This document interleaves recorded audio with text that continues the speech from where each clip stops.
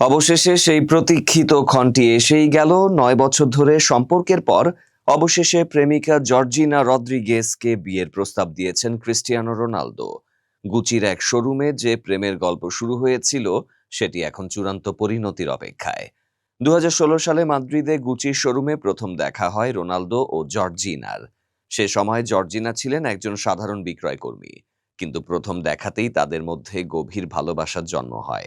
প্রথম দিকে তারা তাদের সম্পর্ক গোপন রাখলেও ২০১৭ সালের জানুয়ারিতে ফিফা দ্য বেস্ট পুরস্কার অনুষ্ঠানে একসঙ্গে প্রকাশ্যে আসার পর তাদের সম্পর্কের গুঞ্জন বাস্তবে রূপ নেয়। একই বছরের নভেম্বরে তাদের প্রথম কন্যা সন্তান এলানা মার্তিনা জন্ম নেয়। সে সময় জর্জিনা রোনালদোর অন্য সন্তানদের দায়িত্ব গ্রহণ করেন। এরপর ২০২২ সালে তাদের দ্বিতীয় কন্যা সন্তান বেলা এসমেরালদা জন্ম নেয়।